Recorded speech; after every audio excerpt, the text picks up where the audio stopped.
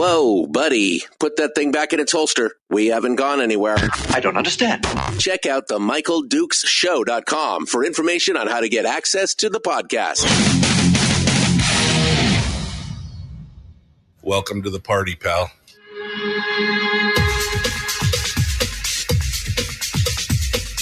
The Michael Dukes Show. The greed and the entitlement is astounding to me.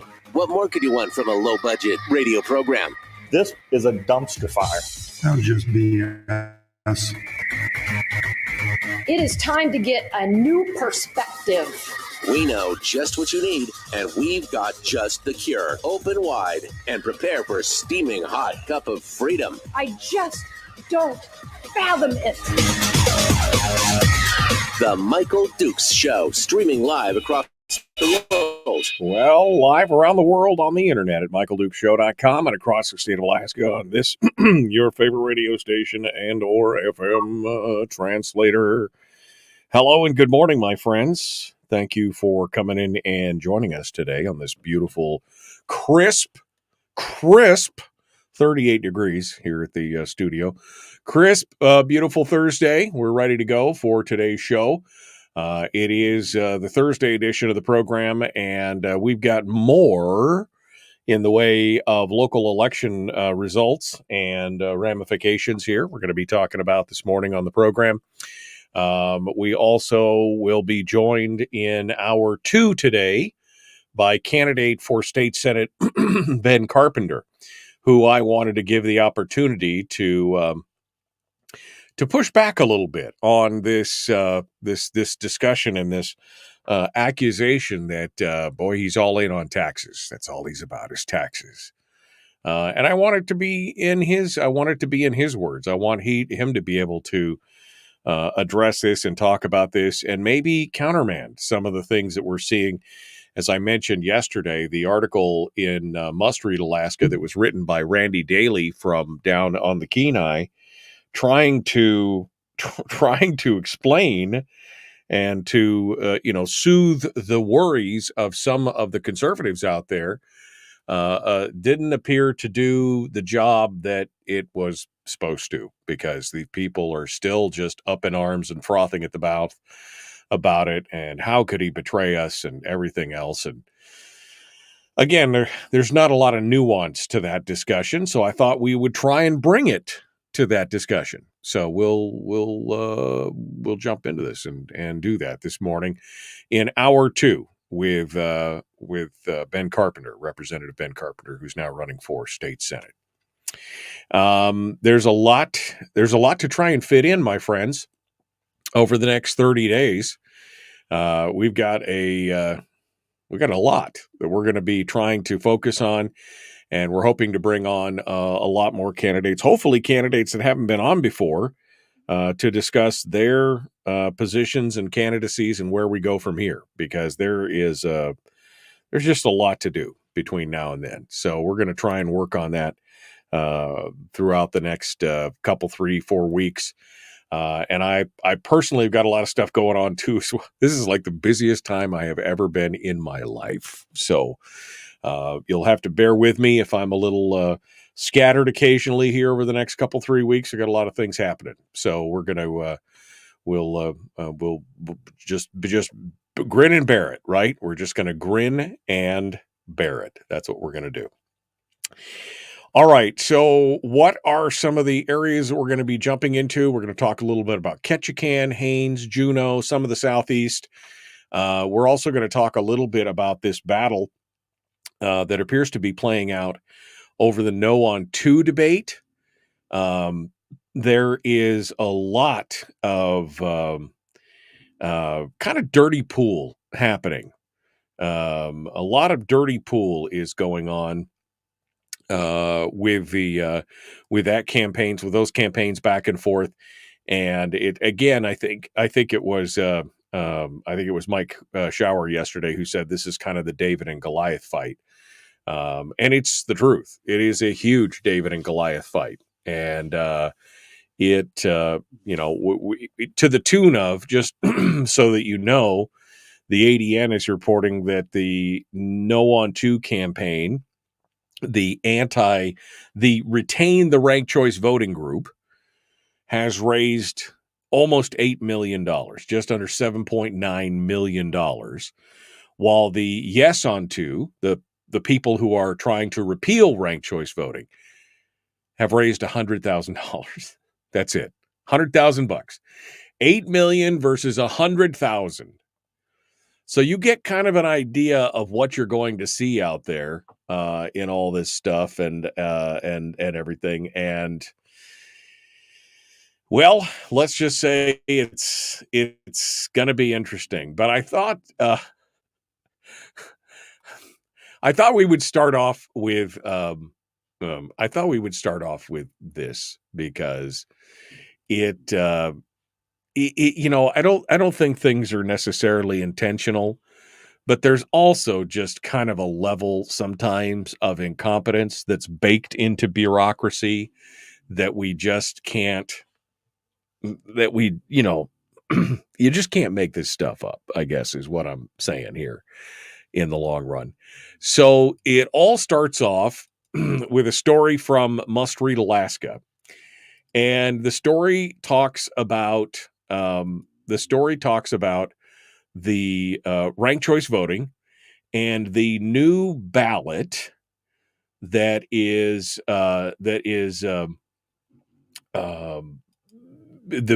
being presented to the people as a sample ballot for ranked choice voting, right? Like this is kind of like this is how it works. You want to do ranked choice voting, this is how it's going to work. And so they presented a ballot. They sent it out. Some of you have probably already received it. But somebody noticed something interesting on this proposed potential ranked choice ballot. And the thing that they noticed, which has gotten some people burned up, is that, the name Harris not only appears on the ranked choice voting, the pretend ranked choice voting, the sample ballot, the name Harris not only appears on the ballot, but it appears to be the first choice of the ranked choice voting list. So it's the one that's voted for. Now, people would say, well, but it doesn't say Kamala Harris. It says Odom Harris and Larry Doe. Yeah, but of all the random names that you could have plucked out of the ether, and there's a lot of random names on this list, right? Edna Mode, Michael Johnson, Logan Smith, Chris Taylor, Steve Taylor. There's a lot of Taylors in there. Sarah Wilson, Emily Anderson, Randy Gray. Of all the names that you've chosen here apparently at random, you put the last name Harris up there, and you also made it the first choice in the voting ballot. Now, look, I'm not ascribing this to saying this is malice aforethought by somebody, but it is incompetence, right? I mean, there's not a Kennedy on here. There's not a Trump on here. There's not a Cornell West, who's running as a, what is he running as? He's not running as a Green Party candidate, is he? He's running as, Cornell West is running as one of the lesser known left parties. I can't remember which one, but there's no Jill Stein on here. There's just not any other potential presidential or vice presidential candidate names are on this sample ballot. It just so happens that Harris is again, it's probably just a mistake, but come on, guys. Come on. You didn't see this? You didn't look at this and go, maybe we should change that to Jones. Maybe we should change that name to, you've got Jones and Doe. That would be a good presidential prime party, right? Or ticket. I mean, instead you've got Harris up there. And it's, again, voted in the number one position, which is random on the page, right? And I'm just, I'm not trying to ascribe this to anybody, but I'm just thinking, why can't we do better? I mean, as a people, as a bureaucracy, I mean, couldn't somebody look at this and go, oh, that might cause some problems. That we should probably, there should be no names that appear on a sample ballot, like not an official ballot for an actual election, but a ballot that you're using to teach.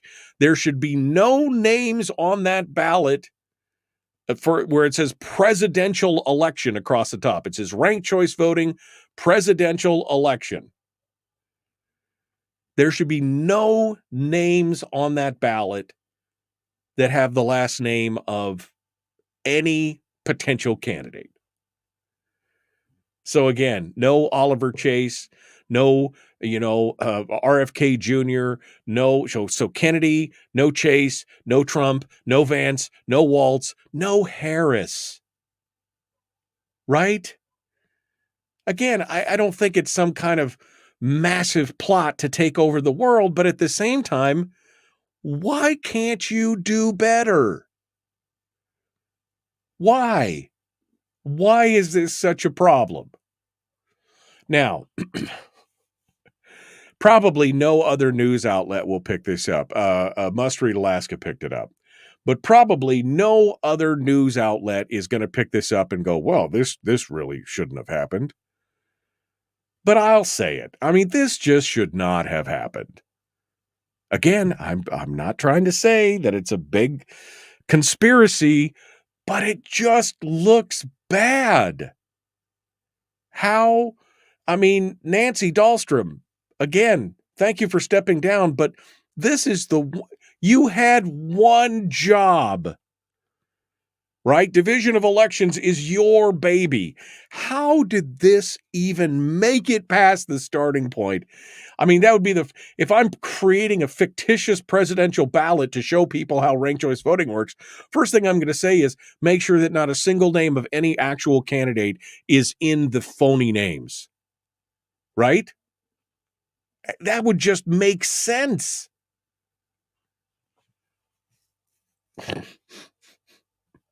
I mean, I just don't even know what to say to that. Other than this is why we can't have nice things, because people are not, they're just not doing the job. And the fact that the name Harris gets the number one vote on this ballot, this fictitious ballot, is just the height. I mean, if it had gotten the 6th or 5th or 3rd or 7th place vote, it still would have been like, oh man. But at the same time, number one. And of course, the names are placed in reverse order, right? So it's last name, first name. So here it is right there. It just jumps out at you on the page, Harris. I'm trying to give him the benefit of the doubt to say it wasn't done intentionally. I mean, was it incompetence or intentional? I guess I'm leaning towards incompetence at this point. I mean, everybody should have just been like, ooh. And what's really weird about this to me, quite honestly, is that was that name seems odd because it's the only name with a really weird first name. I mean, again, Emily Anderson, Randy Gray, Larry Doe, Michael Johnson, Logan Smith. These are just kind of generic names. And then you have Odom Harris, O-D-E-M. I've never seen that is that an old-fashioned name that I'm just not aware of? O-D-E-M, Odom? Odom Harris? It just seems weird that they would have this kind of unusual first name and then that last name. Yeah. I don't know, man. Can't we just do better? That's all I'm asking. Can't we just do better? I know this is a little thing, but those little things just add up. They really do. All right, we got to go. Hour 1 continues. Ben Carpenter coming up in hour 2. You can also join us in the chat room, which is available on Facebook, on YouTube, on Rumble, where we simulcast the radio show every morning. And, of course, you can pick up the live stream over at michaeldukeshow.com. Back with more right after this.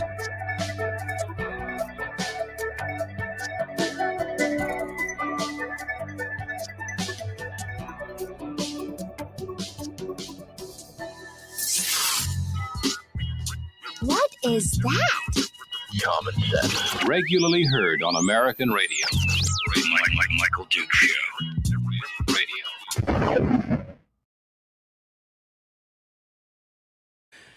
I mean, is it just me, folks? Or I mean, am I making much ado about nothing? Because I feel like that was like... I just... Especially with the unusual first name and then Harris. I mean, right? I mean, is it... I just... Yeah. And the legislature, says Donna, she slaps her forehead, and the legislature gave the Division of Elections $2.5 million to educate the public on ranked choice voting. And they can't even... And they can't even do that. Seems like so simple. So simple. I mean, I don't know. I just don't even know.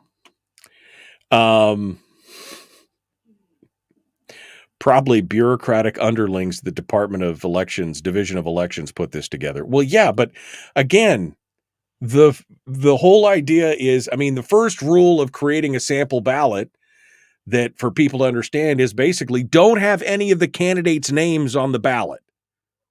Right? I mean, am I wrong? I mean, if I was in charge of, here's a ballot, we want to tell people exactly how the voting system works, we need to make sure that there's no names of actual candidates who are on the ballot this season to make it work. Was it, I mean, just me? I mean, oof. Kevin McCabe says, sorry, Michael, you're willing to give them a pass. I'm not. Putting it there might be unintentional or random. Leaving it there, not so much. Yeah, well, I mean, and maybe, again, when I go back to, it gets a little harder to believe when you look at a name that, I mean, okay, I'm going to Google this because I have never heard anybody use that name before. Okay, so Odom apparently is a city in Texas. It also means ruby. It's a Hebrew name. Odom Theater, Odom, Texas.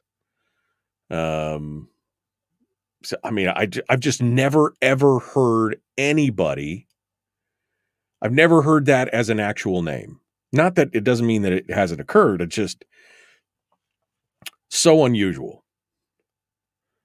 Oh, I was saying Frank is Frank even puts it in there. This is even better. The Odom is an Israeli settlement and Moshav Shufi in the northern part of the Golan Heights. Okay. Harold says it's just me because, there you go. No, it's not Odin. I have met people named Odin. It was Odem, O-D-E-M. So,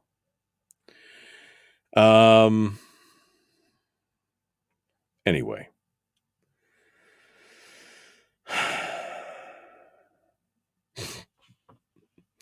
So anyway, yeah, I mean, I look at this and I just go, it just seems so incompetent. Never ascribe malice to that which can be explained by incompetence, says the sheriff here. Yeah, I mean, it's kind of 100% right at this point. And again, it's just, why can't we do better? Why? I don't know. All right, we're going to dive into some of the local elections from around the state and what the results are. Then what are they looking for? And then we'll get into this whole discussion on the yes on two, no on two back and forth, this tug of war, before we get into it with Ben Carpenter at the end of the show, in the last hour of the show here. So we'll see. All right, that's it. Are you sharing? Are you liking? Are you subscribing and ringing the bell? There's only 12 people who've liked this, and there's a bunch of, and how many people on Rumble? There's another 8-9 people on Rumble. Come on, let's get it done. Here we go, The Michael Duke Show.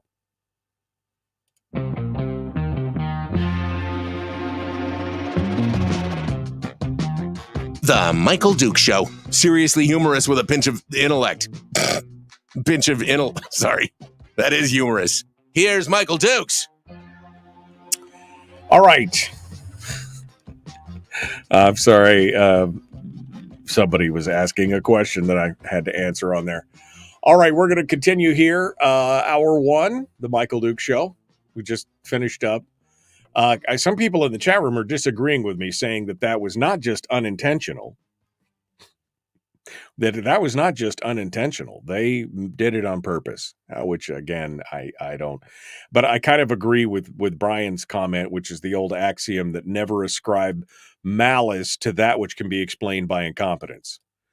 I mean, why can't we just, why can't we just get along? Leaving it on there is definitely, it might have been put on there randomly or unintentionally, but leaving it there, definitely not random or intentional. But at least mailers have already gone out.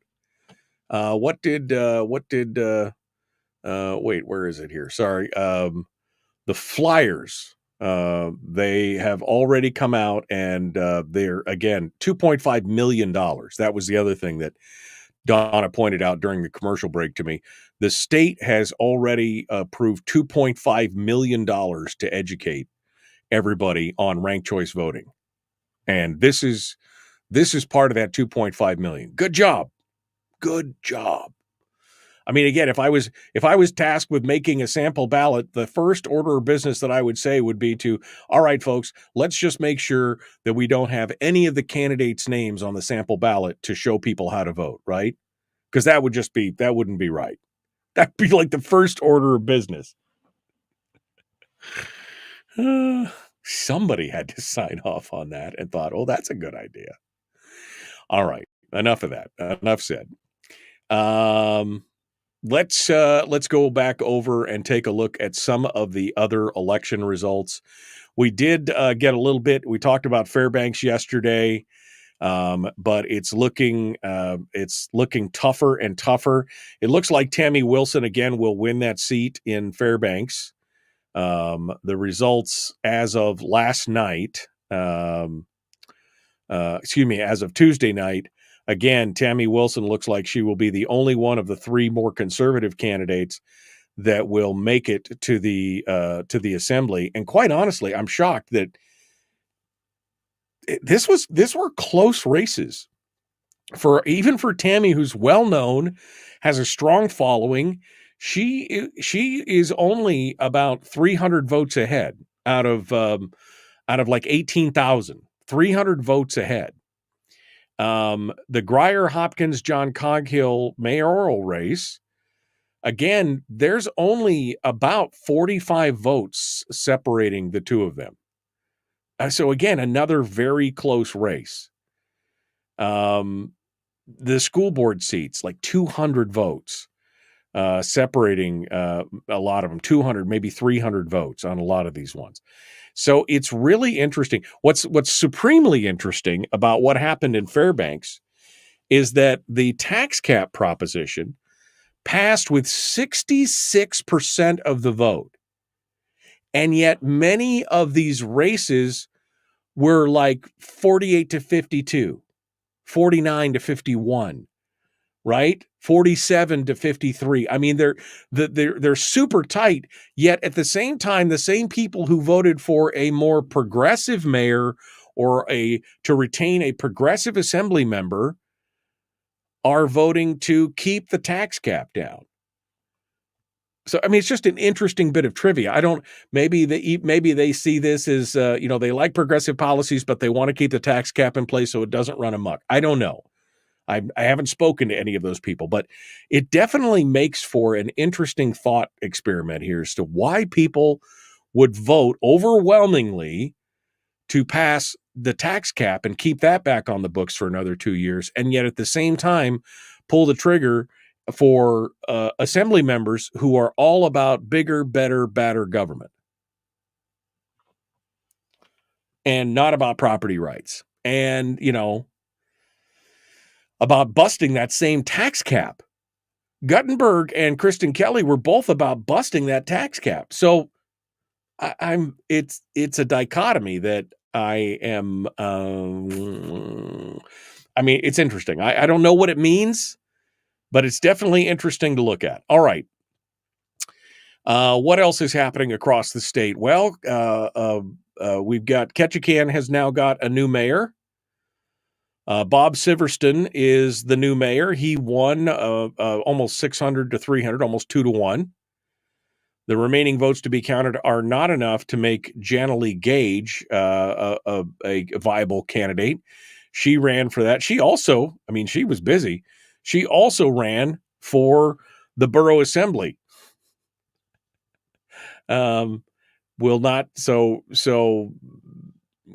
It's interesting.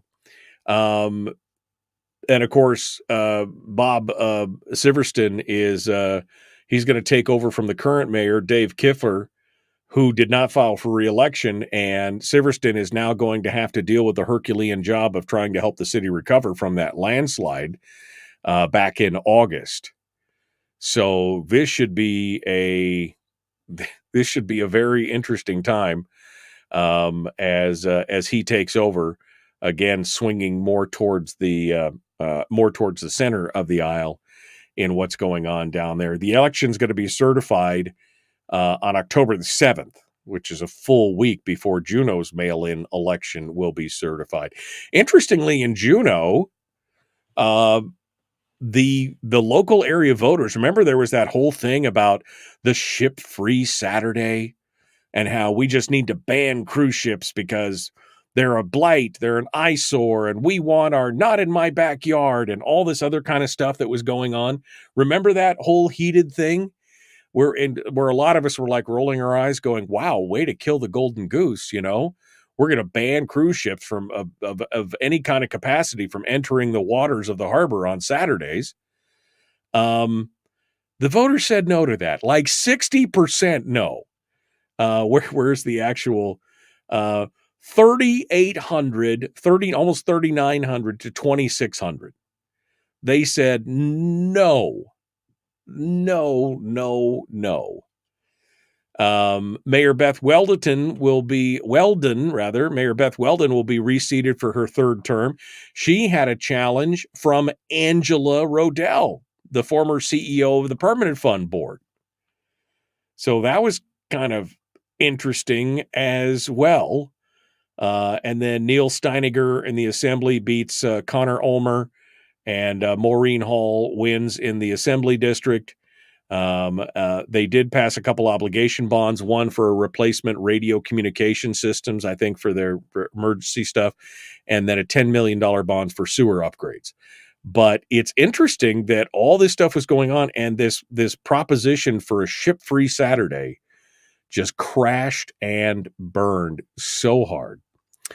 And then finally down in Haines, the city of Haines appears to be tacking back to the center, according to Brenda Josephson, who is, she's a Haines resident, and she writes for various publications, published in Must Read. She said Haines boroughs have supported change to more centrist leadership, as well as doubling the senior and disabled veteran property tax exemption up to $300,000. There's a canvass going on October 8th that's going to count up to 41 question and absentee ballots. But it's pretty clear, since the top 3 vote getters will all be on the assembly, that and there's just doesn't look like there's going to be a lot of movement on there. But it looks like it's tacking more towards a centrist position. Now, part of the issue, and I wasn't aware of this until I did a little reading this morning on this, is that a lot of the change in this election cycle was because residents are very upset about the halting of a $25 million dock repair to the Lutak dock, which is the city's bread and butter, the big community freight dock. Several years ago, engineers reported that the dock was at risk for catastrophic failure. And to address it, the local government spent about a decade holding workshops and public meetings and securing funding. They went through the process, right? For a decade. Oh, my God. You know, how many airports did we build during the 5 years of World War II? How many? Anyway, a decade of the Alaska study industry being in session, right? So they spent a decade doing all this. They got a MARAD grant from the federal government. They spent a bunch of money. They did all this. Then the project finally moved forward with Turnagain Marine in February of 23 with an anticipated completion date of December of this year. Then in October, they elected 3 new assembly members and a new mayor. And once they were seated, they backed the promotion of a new smaller dock by Lynn Canal Conservation, a local conservation nonprofit. So they put the whole thing on hold for the Lutak dock. Turnagain Marine then filed a claim against the borough for almost $10 million in liability due to project delays, disruptions, and cost escalation. So people got a little upset. We just spent 10 years, and you guys decided to jump into the pool here and make a mess and do all this stuff? They also voiced concern about the loss of $1.4 million in FEMA funding for road repairs, and also about the high employee turnover at the borough since these new people were elected, which included positions such as borough manager, borough clerk, police chief, facilities director, and planner. So apparently, several executive sessions during the last year had also raised transparency issues. Where have we heard that before? Where have we heard about people busting the Open Meetings Act? That's right, Fairbanks. Why is it the left, folks on the who appear to be more on the left of the progressive side, seem to just have such disdain for open meetings laws and acts and everything else? Anyway, it looks like they're all out. It looks like they're all out, with the exception of the mayor's not out. The mayor apparently was not out for re-election, but the assembly has now tacked back to the middle, and we'll see what happens down in Haines. Because wow, you plan on something, you get it all done 10 years, and then some yahoo comes in and says, well, our plan is better. So there you go. I mean, that just seems you committed, you've already signed the contracts. You're actually working on something, and you got a company that's got their money invested in this deal. Yeah, definitely a problematic change for sure. Okay, we got to go. We're going to continue. One final segment up next. We're going to talk about yes on 2, no on 2. What's going on in that push and pull? What's happening there? What is the truth? What is the truth as I know it? It's all coming up next. The Michael Duke Show. Common sense, liberty-based, free-thinking radio.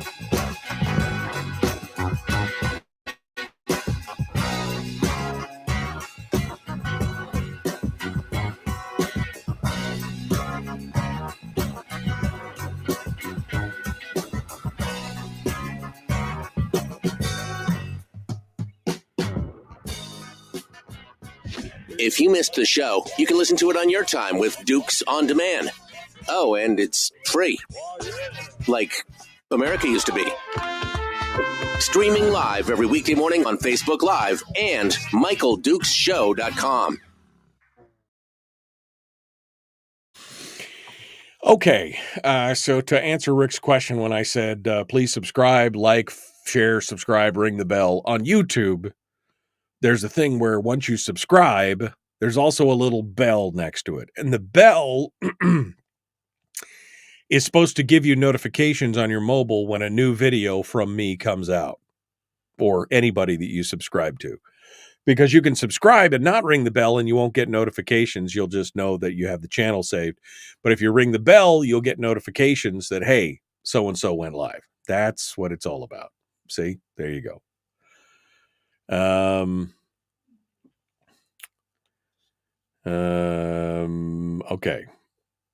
Right on more than four. That can be part of the lawsuit.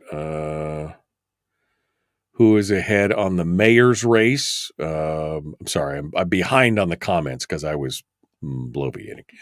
It's shocking that people vote for the tax cap but not support. It's shocking that people vote for the tax cap, but not the people running that support it. Right. Exactly. Right. That's kind of weird.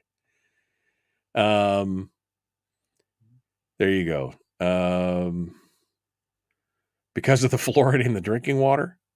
Yeah. Brian says, I can no longer sit back and allow communist infiltration, communist indoctrination, communist subversion, and the international communist conspiracy to sap and purify all of our precious bodily fluids. What? Is that because of the fluoride in the days? It's the fluoride in the water, turn to the frogs gay, right?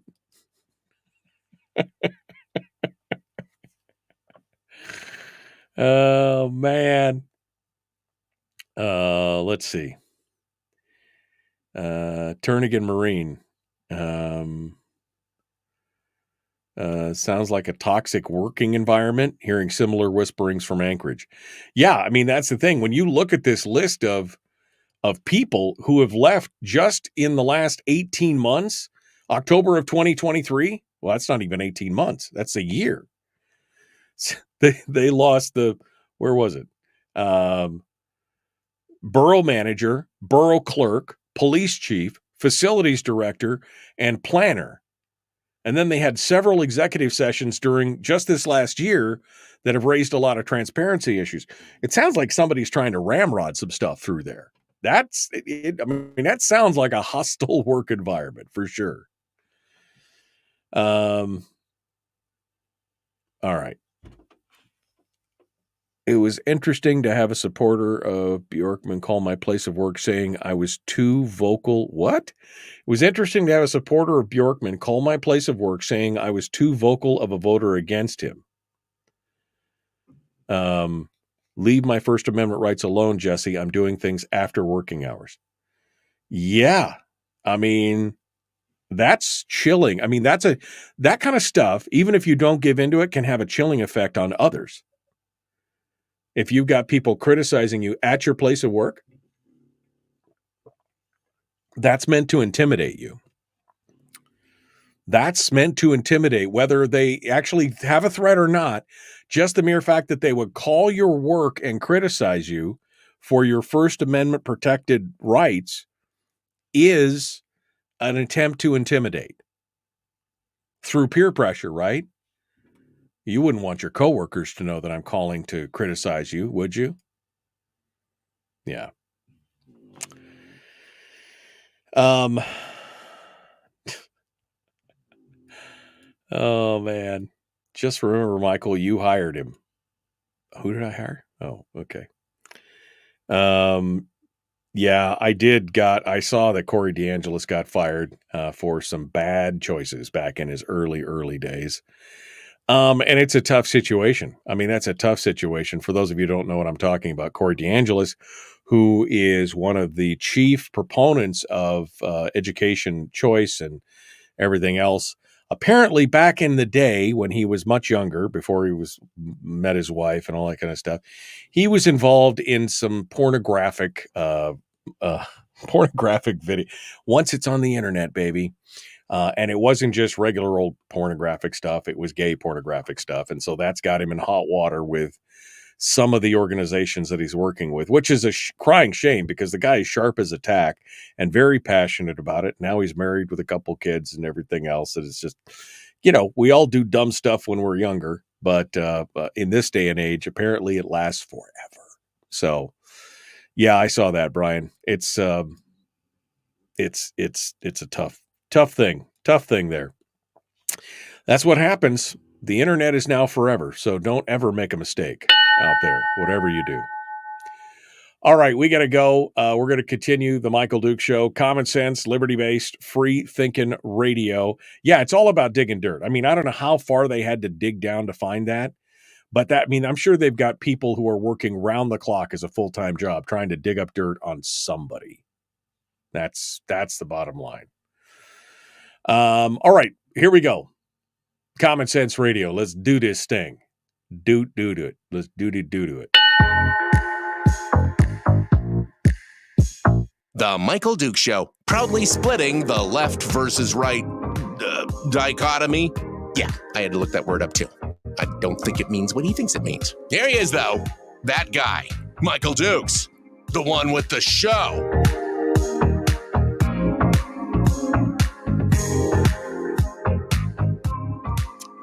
Okay, so let's talk for a minute here about ballot measure 2. So this is the ballot measure that will repeal the ranked choice voting.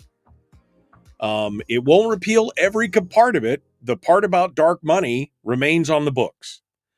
But it would repeal the actual jungle primary component of it and put it back to the way it was prior to ranked choice. And it would repeal the ranked choice component of it. So it was one vote, one person, one vote, right? So this thing has been going on. And as I said earlier, this is a David and Goliath fight. The No On To campaign, these are basically the same people who put the original ranked choice voting ballot measure on the ballot, have now raised almost $8 million in funds. While the group who went out and got all the signatures and put this initiative on the ballot to revoke ranked choice voting has only raised $100,000. Okay, so there's already a disparity there, right? In who's going to have more coverage of events. But that's not good enough for the people who are No On To. That's not good enough for the people who have all this outside money. And all you have to do really, again, is snap a picture of any of these No On To ranked choice voting signs and then go to the Yes On To ranked choice voting signs. And all you have to do is highlight the paid for buys at the bottom of the signs to see who the top 3 contributors are, to understand what's happening here. 99 point whatever percent of the money for the vote No On To, the keep ranked choice voting people, is all coming from outside money and outside groups who are spending millions of dollars trying to convince everybody that ranked choice voting is the way to go. Everybody. And now they've been putting out ads. So having a massive, 80 to 1 advantage as far as funding goes, 80 to 1. If that wasn't bad enough, then they just put out blatant falsehoods on the air. Their campaign ads, especially the ones that are talking about veterans, they said that if you are a member of the military, they're saying that veterans, basically telling veterans that they will have to register with a political party in order to vote in the Alaska primary if ballot measure number 2 passes. Veterans, did you know that you'll have to register with a party to vote in a primary? No, you wouldn't. Why would you have to? I voted in primaries for years and voted a Republican ticket because I'm a non-declared independent. I'm unregistered. Why would I? So it's blatantly false. It's trying to motivate the veterans who are, generally speaking, a pretty low voter turnout. It's trying to motivate them to get out there and go do things. Well, the Yes On To people are not, they don't have the money. Again, 80 to 1, right? They can't run ads to counter the false claims, but they have now started to go around and demand that radio stations cease and desist airing the ads, specifically this veteran ad, because it specifically has false information. Michaela Emsweiler, on behalf of the board of directors of Yes On To, has done just that. In a letter to the management of several radio stations, she writes specifically, no registered voter, including veterans, was required to register with a political party to vote in a primary election before the implementation of the jungle primaries through ballot measure 2 in 2022. No voter, including veterans, will be required to register with a political party to vote in a primary if the jungle primary is repealed through the new ballot measure. As proof, she points out the Republican Party platform, which remains unamended at this point since the jungle primary was implemented in 2020. And that party platform states that only registered Republicans, registered independents, and those who state no preference of party affiliation shall be allowed to vote in the Republican primary for governor, lieutenant governor, senator, representative, or legislature. She goes on to say the statements made in this advertisement are either knowingly false or made with reckless disregard for the truth. Such false statements have the potential to mislead voters and interfere with the democratic process. And she goes on to talk about some of the other stuff. So on the other side, Thomas Amodio, who is one of the bigwig leftist progressive lawyers, he wrote, accordingly, the ad being attacked by Yes on 2 does not contain any false statements. This is his comment, his quote. To the contrary, the ad fairly states what would happen if ballot measure 2 passes and a party closed its primary. And a party closed its primary. But that's not, that hasn't happened. No party has closed their primary. It's a partially closed primary, but if it just gets repealed and goes back to the way it was, nobody's going to have to register. The voter would have to register in a party to ensure being able to vote in the party's primary. But that's the thing. The ad fairly states what would happen and it's a lot of supposition, right? So if it repeals, then other things would have to happen. But that's not what it says in the ad. What it says in the ad is if we repeal ranked choice voting, you will have to register to be able to vote in the primary. That again, completely misleading. And then in the ADN article, he said a plain reading of the statute proposed by ballot measure 2 allows parties to exclude voters not registered to their party. Well, it allows, but that's not what they're proposing. I mean, that's what the partially closed primary was all about. But they've always allowed other people. Interestingly enough, the name that Ann Brown, her name comes up in this article over at the ADN talking about it. Lauren Lehman was like, he said the advertising from No on 2 contains misinformation because it wouldn't be a wise thing for the party to exclude non-members from its primary. He said it would be incredibly disastrous for the Republican Party to exclude nonpartisan and undeclared voters because they make up almost 60% of the electorate. But then Ann Brown goes, this gal she just is the gift that keeps on giving. She has been part of the problem here. And you could see it since she's left the chairmanship of the GOP, was ousted from the chairmanship of the GOP. You could see all the causes that she's a part of, right? I mean, I hate to use the term rhino because I think it was so overused, but really, this woman is a Republican in name only. Tied at the hip with Murkowski, all these other quasi-liberal cause. Anyway, Ann Brown is then quoted as saying, well, we talked about it amongst ourselves about 8 to 10 years ago. There was talk amongst party insiders that we ought to take the primary and hold the primary at the convention, and we should just make it a closed primary.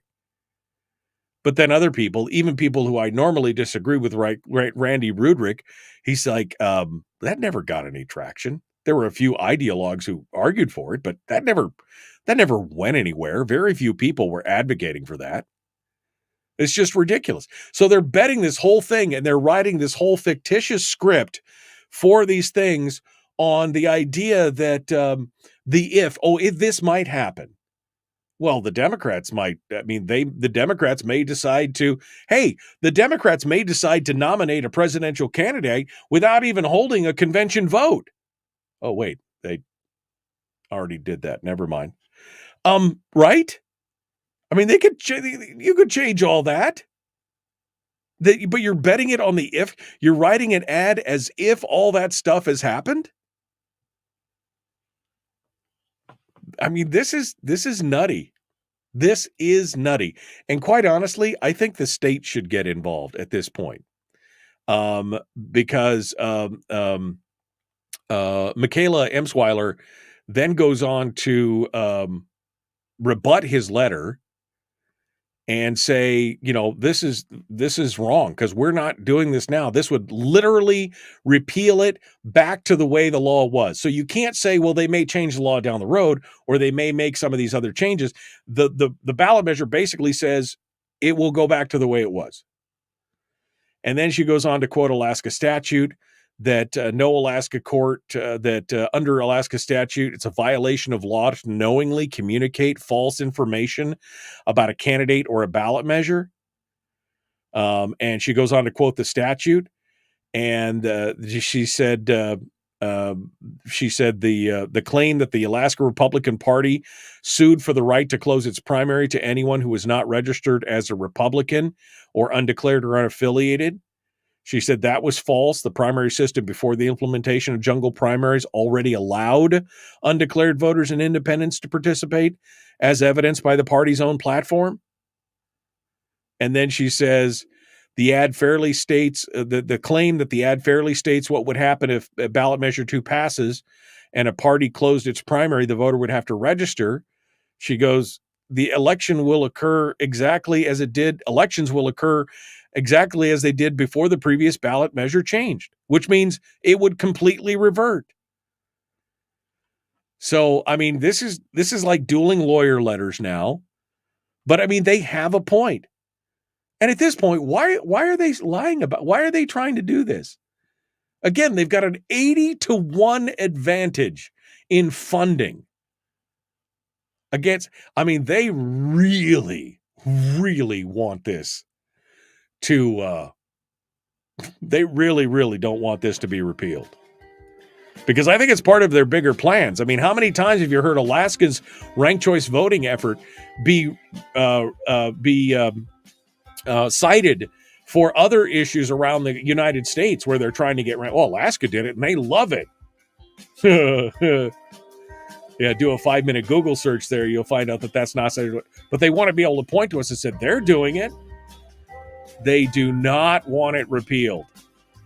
And they'll do anything to make it happen.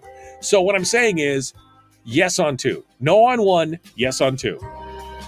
That's my advice. The Michael Duke Show, Common Sense Radio.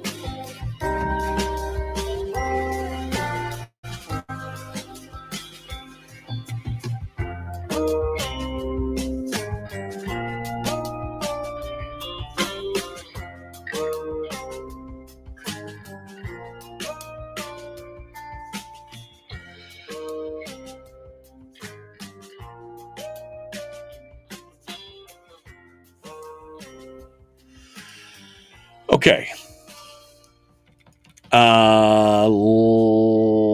Let me scroll backwards here. See what you guys are talking about here. Ramming things through, says I Snare Wolves. The U.S. Congress just gave George Soros more than 200 radio stations 2 days ago. That's not what happened.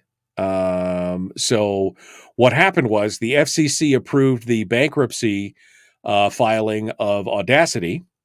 No, I'm sorry, not Audacity. Odyssey, which is spelled slightly similar to Audacity, the word. They signed off on their reorganization. Part of that reorganization includes ownership shares being given as part of a funding mechanism to George Soros. Now, there is a statute and a section in U.S. code that prevents a percentage of foreign ownership of radio stations up to a certain percentile, and I think it's 41%, without prior approval and everything else from the FCC board. The big problem here is the FCC board kind of short-circuited that process by approving this reorganization of Odyssey on this, and because at the end of their coming out of this bankruptcy, then there will be shares, then he will have ownership shares of that without necessarily going through the process. Congress didn't have anything to do with it. It was the FCC, because they have the statutory authority over this. Now, Congress is investigating it because of the fact that they're short-circuiting the foreign ownership petition, because there's a petition that you're supposed to make for foreign ownership of a radio station on U.S. soil running on U.S. airwaves.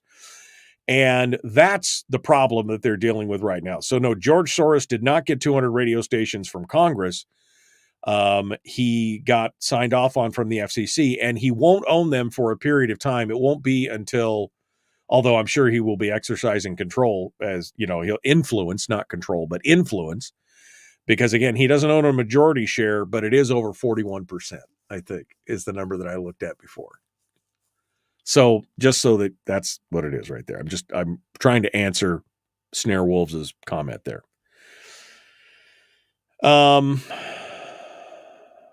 Let's see. Tim says, you're a member of the largest party in the state, Michael. I know. It's amazing, isn't it? 60% of the people are undeclared, unaffiliated, independent voters.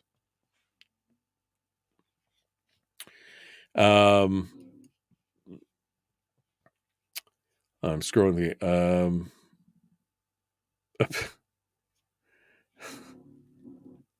let's see. Donna says, every ad that she hears is 100% lies. Is that?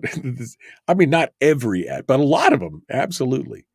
Terry says, Ann Brown hurt the state more than Biden. Yeah. I mean, yeah, I would agree. I mean, that's exactly it right there. It's a slow game to turn Alaska blue. We better be planning now as to who we will be running against Murkowski, says Cindy. I mean, we should have been planning this all along. But if we repeal ranked choice voting, we'll have a hell of a lot more chance of getting Murkowski in there, or getting rid of Murkowski.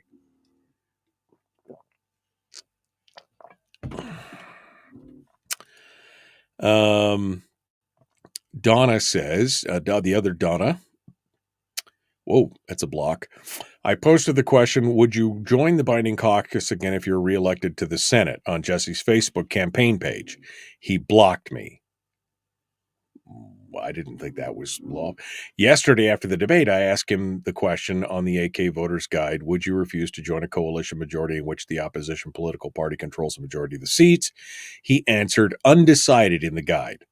He tried to tell me he couldn't give an answer until he knew who was elected. I pointed out that every other candidate I apparently had answered. I think is probably, I can't see the whole thing. I can only see what was up there.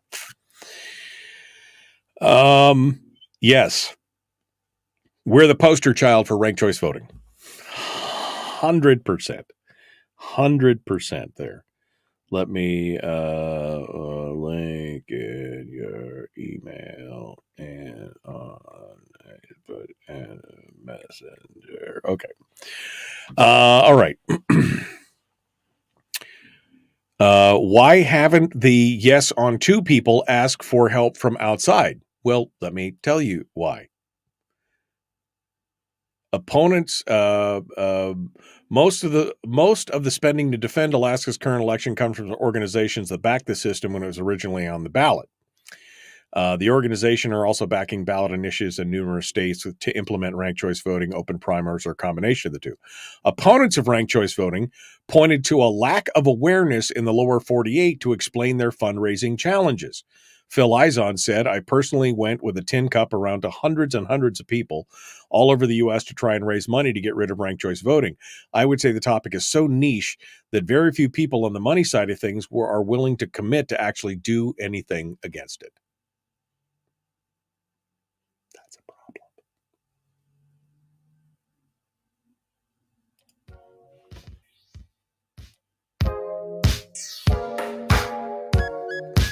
People at Fairbanks joining us a little early. We're about to jump into it. Here we go. Hour 2, The Michael Duke Show.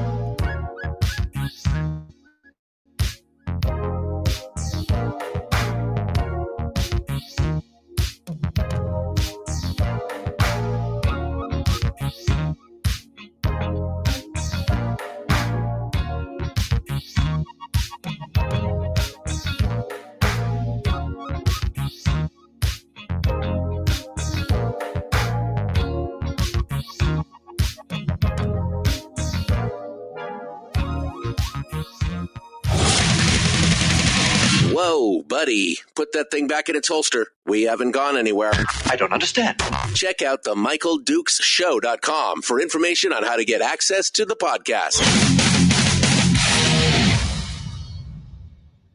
Welcome to the party, pal.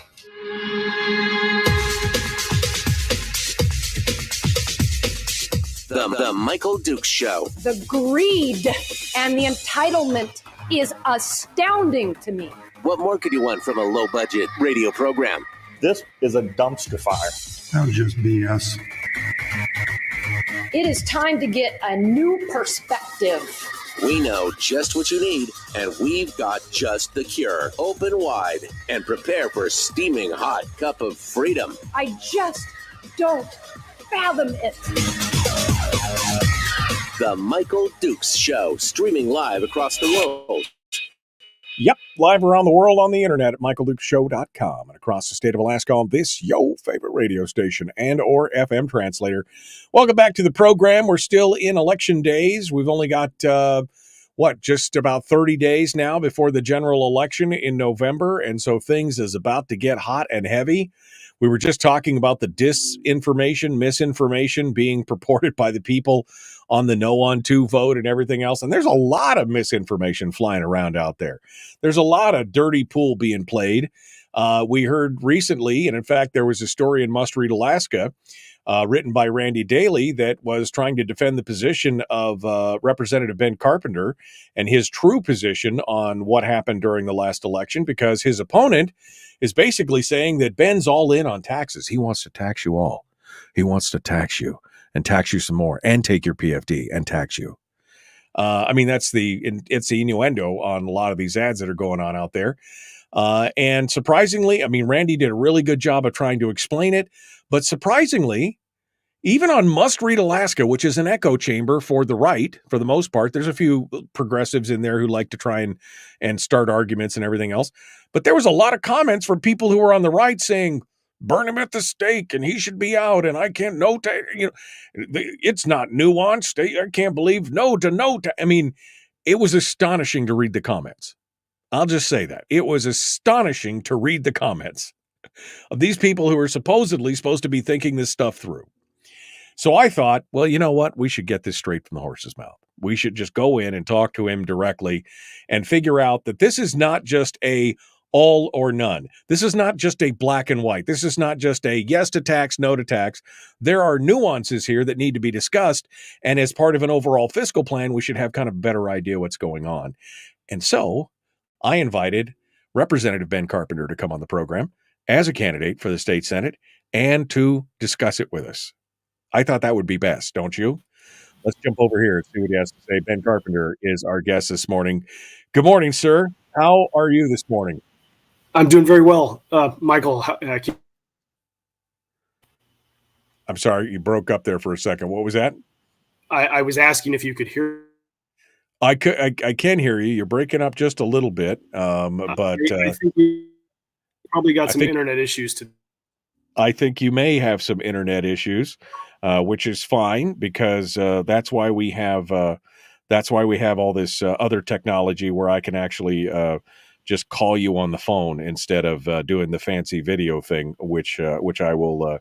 I'll do it. I'll do that right now. How about that? I'll call you on the phone, Ben, instead of this because I don't want you to have to juggle around with this stuff. So let me while you're on the thing here, let me just call you on the phone and we'll get you squared away and see what we can come up with. Leave a message. We'll get back to you. Whoops! I just got your voicemail. So let me try that again and see if we can get it one more time. There we go. All right. There we go. I got you. All right. So now we got. Whoa. Let me turn off all this other audio. There we go. I have closed out my window on your. There you go. Your steampunk. There you go. There you go. So Representative Ben Carpenter joins us this morning. Thank you, Ben, for the technical fix there, and we'll get things going. So Ben, I got to talk about this because again, this seems to be a continuing theme amongst all the different things that we've been talking about. Candidates and ballot measures and everything else is that it seems like people just have a hard time saying the truth, right? I mean, talking true. Instead, it's innuendo and everything else. So I want to talk about this, what he's saying, and what your actual position is, because the argument is, well, Ben Carpenter, he wants to take your dividend and tax you, and that's just not the case, correct? Give me some details. Give me some details here. It isn't the case. It is most definitely not the case. My position was largely shaped by the conversation that we had in 2021 with the Fiscal Policy Working Group. And anybody who wants to read that can go Google Fiscal Policy Working Group Alaska, and it's the first link that comes up. And you can see all of the recommendations that this group put together. It was a bicameral, bipartisan. It lists all of the members there. So you got Republicans and Democrats, conservatives and liberals, all looking at what the challenge is, or the fiscal problem, the financial problem the state has, and what recommendations to the legislature would help fix the problem as we see it. And I have just carried that forward. I have communicated that there's still a need for us to have a fiscal plan, a comprehensive approach to making our fiscal situation better. And unfortunately, some people just want to cherry pick one part of the plan and say, well, he's for this, so burn him at the stake. And it is just not accurate. We've got to recognize that not only do we have to have the right fiscal levers, the right things that are technical, the right taxation, the right spending policy, the things that the legislature can do, but we also have to have the will to make something change. We've got to have a political solution. And that is two separate problems. Well, the Fiscal Policy Working Group was making a stab at addressing that higher level problem, which is a political problem. How do you overcome the inertia of the legislature to do absolutely nothing other than what it's doing right now? Well, you've got to have a comprehensive approach. That means some compromise. So if you want to have a spending limit, for example, it's something that the business community, the State Chamber of Commerce, has been asking for more than a decade. If you want to have a spending limit that instills discipline in the way that we do finances in the state, or budgets in the state, then you have to give in another area, because we don't have enough votes in the legislature to actually enact a spending limit all by itself. Right. You want to solve the PFD problem? Well, then you're going to have to give somewhere else, because we don't have enough votes to pay a statutory dividend. We don't have that in the legislature. So a part of the legislature wants to create taxes and spend more. Well, they don't have the votes to pass a tax and spend. Well, they are spending more. They're just spending it out of the dividend, but they don't have the votes to institute any sort of new revenue. So what we get is we're going to do nothing, and that nothing, that status quo, is going to consume all of the permanent fund earnings to pay for state government, because that is what is currently happening. And in the absence of another plan, another way for the legislature to diverge from what we're doing now, that's what's going to happen. And we will still have government growth. So the question becomes, what do you do then? You only have two options at that point: cut your spending or institute new taxes. And we're living proof in the 6 years I've been in the legislature that we don't even have enough Republicans who are going to vote for taxes or for reduced spending. Okay, so it is very difficult to reduce the spending. We have to have a policy conversation and reduce and gain efficiency in our government through a policy conversation, which is why I put forward the Sunset Commission bill in the House. Shelley Hughes put it forward in the Senate to create a third way, an independent group to look at each one of our departments and provide recommendations to the legislature that they would have to act upon. That's how you're going to get to systemic change and a reduction of spending through efficiencies, because somebody else other than the legislature is going to look at it.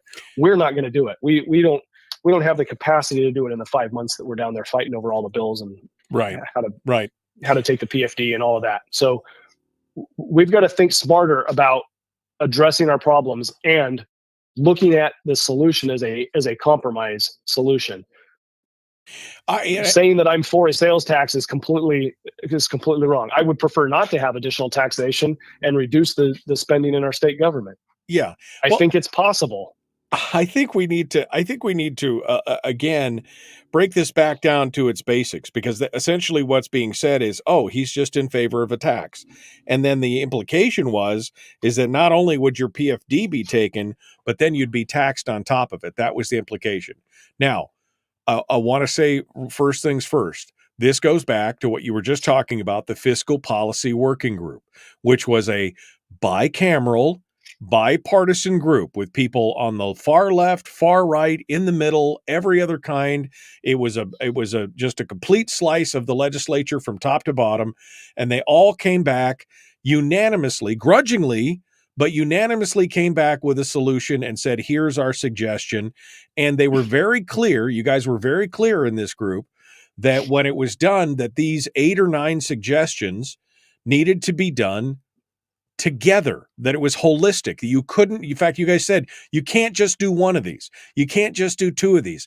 These all have to work in combination. I remember that being very clear in all these things. Now, maybe that's too hard for some people to grasp, that there is a fiscal plan that needs to come together that has a lot of moving parts that's been agreed on by people of every stripe. Okay, that seems too hard to believe. But people seem to get so focused and fixated on one thing, not realizing that it's part of something else. You've said you would not support a sales tax in isolation. Absolutely not. You're a no. You'll vote against your own bill. But you had to be able to bring these things up. And again, talk about the mechanisms of, why didn't we just put together a full bill, Ben, on a fiscal policy and just put that bill out there with all these parts and do it? Why is it being done the way that it's being done? Yeah, that's a perfect question, a good question. And we did get one of the components to the floor, and I held it for 30 days waiting for other components to get to the floor. Got egg on my face, politically speaking, in the buildings, showing, hey, look, there must be some reason why you can't pass that HJR 7. When the whole point was to show that we can get a multiple components of a fiscal plan to the floor. Most of the other components, like the spending limit, sat in our finance committee waiting for them to take action on it, which they never did. The whole point, and the question that you're asking, is you can't create one bill that does everything. We have a single subject rule, and I know there's some disagreement on whether a fiscal plan is a single subject, and therefore you can put all of the like components together. But two of the components that are necessary are resolutions. The others are bills, because 2 components would deal with the Constitution. So you would have to have a constitutional amendment to put a spending limit in place. You'd have a constitutional amendment to protect the dividend and require it to be paid by statute. Those are 2 things that would have to be separate and individual bills, right, that the legislature would take up. And then you would have a revenue generation measure of some sort, and a reducing tax measure in another sort, or establishing a sunset commission. Those are all separate bills. The point that they showed the legislature is that you can hold the bills on the floor until they all pile up there, showing exactly what the plan is. This isn't theoretical. It is possible to do. I proved that we got the first component there, but the legislature and the lobby, the government lobby, doesn't want to see change. They don't want to see us to move away from the status quo, which is spending the permanent fund earnings on government. That is what the goal is here. That is the goal of the establishment, is to get us established, get us set, so that government is paid for by permanent fund earnings. Ben Carpenter is our guest candidate for state senate. We're going to continue here in just a moment. Don't go anywhere. The Michael Duke Show, common sense, liberty-based, free-thinking radio, will return here in just a moment. Back with more after this.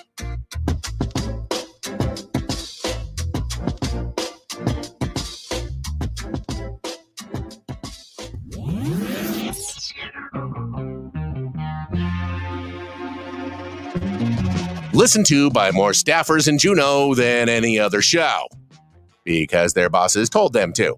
And after what they just heard, oh man, they're going to be pissed. You're a bad, bad man. The Michael Duke Show.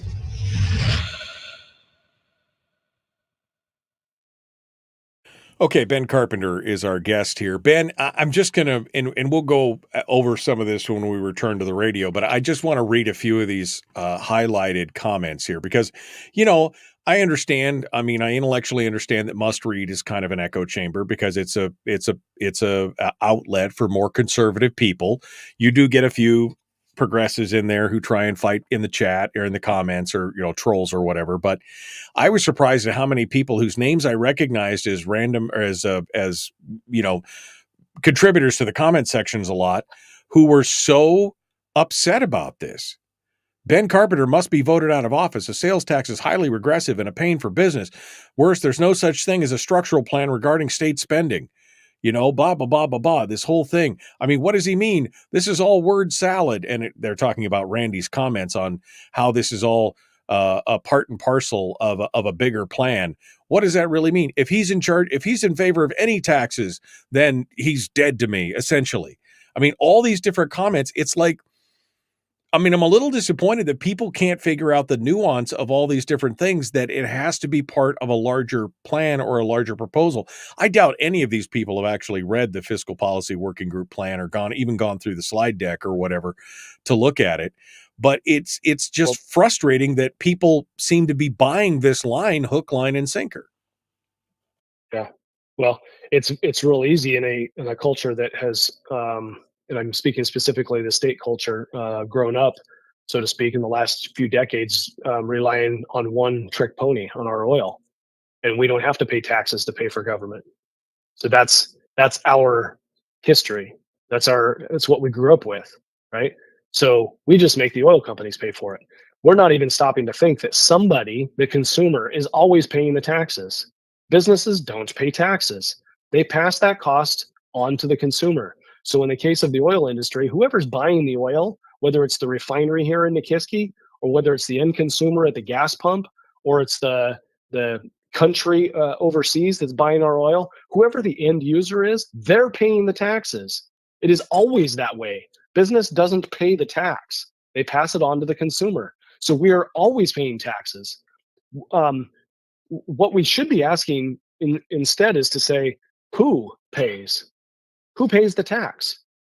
To the extent that we can get non-residents to pay our taxes through exporting our product in the case of oil, or tourists coming into the state and paying a little bit towards the services that they benefit from, then that's something that we should want, because that's fewer taxes that we would have to pay for those same services. We've got a culture that wants something for nothing in many cases and doesn't understand basic economics. I think that's the best that I can come up with at this point, because you can't say we're going to be able to pay for government and not have any tax. Period. That is not possible. It is not physically possible. Yeah. And that's the thing. We have to have a plan to do all this. And as you say, the problem here is that there is no political will to fix this, right? There's just no, you put it on the floor, you showed that it could be done, you held it there for 30 days, waiting for other pieces of legislation to join it, and nobody stepped out. And even the one piece that you had on the floor, nobody voted on it. Like you said, you got egg on your face. Oh, look at this guy. He thinks he's going to get this passed. But the bottom line is that it's part of a larger fiscal plan. It needs to, there is no will to change the business as usual status quo, because like you said, they like just being able to go, we'll just tap the dividend. It'll be fine.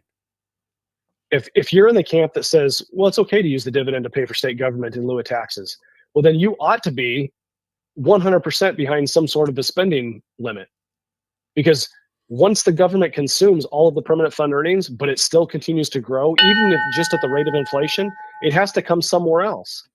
It has to find new revenue to do that. So is that going to be from your economy? Yeah. Well, your non-oil economy is disconnected from your government. So even if you grew your non-oil economy, it's not going to pay for your government. So who pays? Who pays at the end of the day? And make sure that under stress and under poor times, you've got a plan for who pays. All right, Ben Carpenter is our guest. We're rejoining the radio. Please like and share, subscribe, do all that stuff. Let's get to it. Here we go.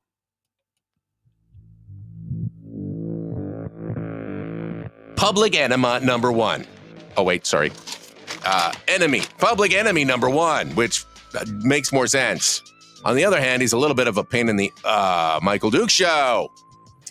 All right, we're back now. Ben Carpenter is our guest, candidate for state senate, representative in the state house right now, but running for the state senate. And we've been talking about this accusation from his opponent that Ben's just all in for taxes. That's just it. He just wants to tax you, trying to paint Ben with a brush that is so antithetical to what he stands. Quite honestly, it offends me. I mean, I don't mind people running against each other and kind of getting down and dirty, but when you misrepresent something that somebody has been fighting for, and Ben, I think this is just my opinion, Ben works harder than almost any other person in the legislature and has worked harder since that fiscal policy working group to try and get this fiscal plan in place than anybody else in the legislature. And it's just offensive to me that they would try and take all that hard work and then spin it in another direction and try and ascribe something to Ben that he obviously doesn't stand for. It's just my personal opinion. And I'm offended on everybody's behalf, including Ben's. Ben, this tax that you've talked about, the tax that you put forward, the tax that you said very clearly that I will not support my own bill if we don't have these other components in place, namely a spending cap, a constitutional change to protect the PFD, and cuts, more revenues and resource development, all the things that the fiscal policy working group said. Why are people missing the nuance on this? Is it because they've just become so used to Uncle Sugar giving them everything they want from the oil revenues and from the permanent fund that they just can't see the forest through the trees? Do they not understand that the permanent fund in the next 2 or 3 years could disappear based on the rate of spending that we've got right now? And then there will be taxes on top of it anyway. What is going on? How are they missing the forest through the trees on this? Well, I think it's all about the ice cream. And let me explain. I started out with a well thought out plan, solutions to what is a complex fiscal and political problem. And I have the difficult task of simplifying my message to something that people can easily digest and relate to. Senator Bjorkman started out with a simple message and hasn't thought much past that. His rhetoric actually hurts small business. Remember, businesses don't pay taxes. Taxes are always paid by the consumer. The question we should be asking is who pays? So ideally, you get as many people from outside that aren't residents to be paying your taxes. That's what we should do, right? What we're saying is really we want to give up the PFD in order to avoid taxes. And what we're really saying at that point is we can pay for state government without business. That maintaining government is unrelated to successful small business. And I witnessed this mentality this summer through the Soldotna farmers market. Senator Bjorkman brought his campaign booth and stood up his ice cream shop. Got a little ice cream machine that he's handing out free ice cream to people. Well, you know what? There were ice cream truck that paid for the right to be there to sell ice cream. It is the politician that doesn't really respect private industry that would set up and give away free ice cream at the same event where business is trying to sell ice cream and make a profit. And it is ironic that the woman who owned that ice cream shop was a teacher, a fellow teacher. Right. A fellow teacher, because Bjorkman is an educator as well. So yeah, ironic that you're cutting into this other guy's private business by doing what you're doing. Yes. So the point that I'm getting at is it's all about the ice cream. People want free stuff. We have been getting free government, so to speak. We think we're getting free government, because the oil industry for years had been paying for the majority of our cost of government. But now oil is the third largest source of revenue. The permanent fund earnings is now larger. So we keep this mentality that says, hey, you know what? We can still have free government. We'll just change over here to the permanent fund earnings. Not even stopping to think that those dividend checks, they get spent by Alaskans in our economy. So every time they spend that dividend, regardless of where they're spending it at, those businesses benefit from that business transaction. And the state government and politicians like Jesse Bjorkman will say, well, that's not nearly as important as state services. So Right, we are going right. to transition from a dividend program that benefits economic activity in the private sector, and we're going to direct that money to state government. Well, Right. you've avoided a tax, but you're still paying for it. You're Right. still paying for the government because that economic activity is not happening. So your businesses suffer, your jobs suffer, and your kids continue to move out of state.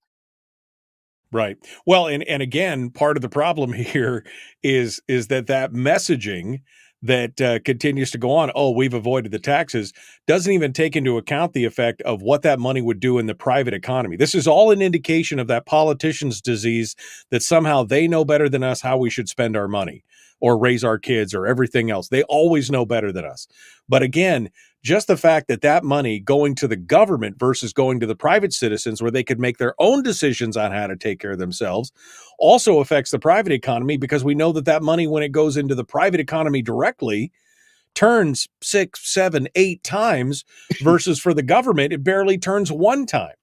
So again, somebody asked the question in the chat room, what do you mean by incentivizes private industry? Is that part of what we're talking about here? Well, you're incentivizing economic activity. If you're spending, let's say you draw $3.3 billion out of the permanent fund for your distribution for both state government and dividends. So you've got half of the 3.3 that goes out in the form of dividends, right? That's what the statute says. 50% of your draw is supposed to go to dividends. Well, that's, I don't know, $1.8 billion that goes out into your private economy that gets spent by Alaskans on their economy. Yeah, sure, some of it's wasted, some of it gets spent out of state. I get it. But a good chunk of it's going to be spent on things that matter to Alaskans in Alaska. That's economic benefit that keeps people employed and provides jobs and is beneficial to our life. The alternative, in order to say, you know what, we don't want a sales tax that you would collect a small portion on each one of those transactions. We don't want that tax. We'd rather just give up our dividend. It means that you're going to end up spending more in the long run because you don't have additional taxpayers, i.e. tourists, helping you pay for your taxes. You're going to shoulder the entire burden on your own with your permanent fund dividend. And you're not the one paying the price. It's the economic engine that's paying the price. You have to remember that we always have to pay for state government. I think people seem to forget that we're already being taxed. I mean, I just think, and I know somebody, Randy, in the chat room is going to explode that it's not officially a tax when they take the PFD, but it is. It has the effect. Matt Berman, professor at ICER, said it is the largest tax on Alaskans right now. The most detrimental tax on Alaskans is the taking of that. This permanent fund, it hit the banks yesterday or this morning or whatever, $1,705. That check should have been over $3,500. So they've taken $1,500, $2,000 from every man, woman, and child who filed for a dividend. That's a tax. That is a tax, period. So if you've got a family of four, they just took $8,000. Or you're saying that with a 2% tax and all the other components, the spending cap, the protection for the PFD and all, are you saying that you would spend more than $8,000 in sales tax in a single year? I mean, of all the things that are on the table, that would be the best option. That's right. That's it. You actually end up, as the average Alaskan, you end up with more money in your pocket with receiving a full statutory dividend, an equal split with government of your permanent fund earnings, and supporting the cost of government through a sales tax, broad-based sales tax, where you have many taxpayers, than just shouldering the burden of paying for your government just on the backs of Alaskans through their dividend program. You have more money in your pocket that way. Representative Ben Carpenter is our guest on this. Ben, before we go on to other stuff here, I guess what I want to do is give you the opportunity to just plainly speak and say, do you support a 2.5% South Dakota style sales tax in the state of Alaska all by itself? Are you in support of that? No, I do not. I do not. Additional revenue is not going to solve our state's problem. Fundamentally, we have a spending problem. We have an inefficiency and a poor management problem. Those things have to be addressed. We cannot allow ourselves to just create more opportunity for revenue for the state without addressing those issues. It would be a mistake for us to implement any sort of new tax and think that that's going to solve the problem. Yeah. I mean, is that plain enough? Yeah, no, I think that's what we needed for people to understand that. First of all, it's not all by itself. You don't support it unless it's part of the broader plan. And that means that new tax would offset what we're already being taxed. That the overall idea is to reduce the size and scope of government, because the Fiscal Policy Working Group also included cuts to government. It included new revenues from, an increase in the oil taxes, a slight increase in the oil taxes, and then development of new resources to generate new revenue there. But basically all those revenues being offset so that we could get a full PFD. And then we would have that 2.5% sales tax to be able to capture some of the revenue from out-of-staters and everything else. But effectively, when it was all said and done, we would be paying less into the system. That's the whole point, right? That is exactly the point. If you take the budget reductions recommendations from the Fiscal Policy Working Group, it says that they recommend the legislature consider budget reductions below the fiscal year 23 operating baseline of $4.5 billion and work towards reductions in the $25 to $200 million range over multiple years. We identified $300 million this last year that was tied to vacant positions within the state government. Positions where people are not hired into, and they haven't in some cases for many, many years. There is plenty of opportunity for us to reduce state spending through better management. We just have to ask whether we have the will to do so. And that is the problem that we have. Heretofore, and I was saying it during the commercial break, the problem with this whole thing is that there's no political will to execute it. They got together as a group, left, right, center, Senate, House, the whole deal. They grudgingly, tooth and nail, fought over it, and then grudgingly all said, this is what we want unanimously. And yet when it gets to the floor, nobody wants to actually move it forward. There is no political will to fix the problem because they got this big juicy pot of money that's so easy to tap. We'll just keep taking that. But again, you look at the 10-year forecast and you realize that we're running hundreds of millions of dollars of deficits going forward, $800, $900, $1 billion deficit in the coming 10-year forecast. There's only one place that comes out of. And once the money is gone from the permanent fund, the next thing is they'll look you in the eye and tell you, free rides die hard, sweetheart. It's now time for you Alaskans to pay your fair share. Then there'll be a tax on top of everything else. The PFD will be gone. Michael, people don't understand where our revenue for the state is coming from. And they don't recognize that we are in a perilous position. Okay. When I go talk to people, it is not uncommon. It is more common than not for people to think that the state government is paid for by oil money.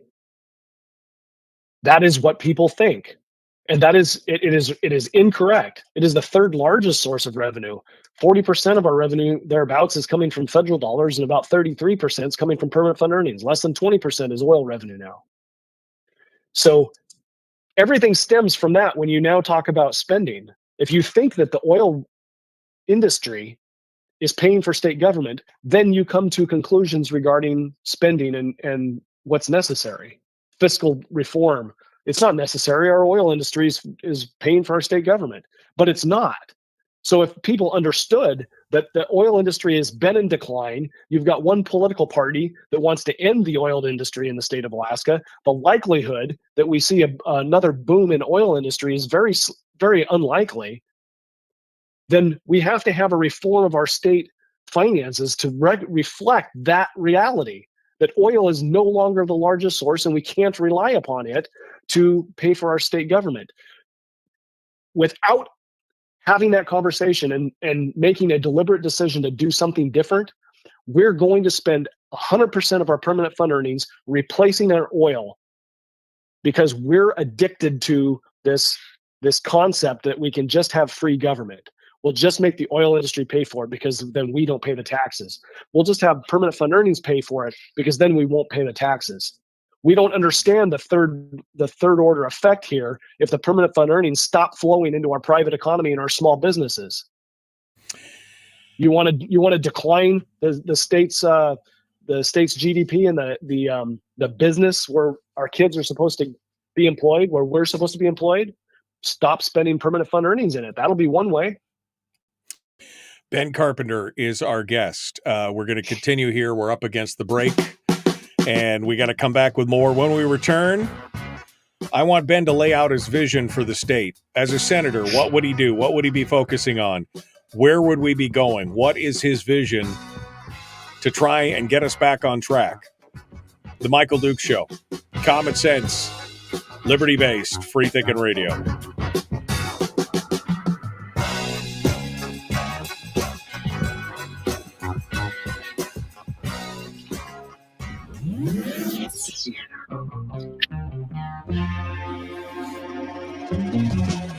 Running on 100% pure beard power. Oh, also some coffee. We dip our beard in coffee. Ha, nice beard. The Michael Duke Show.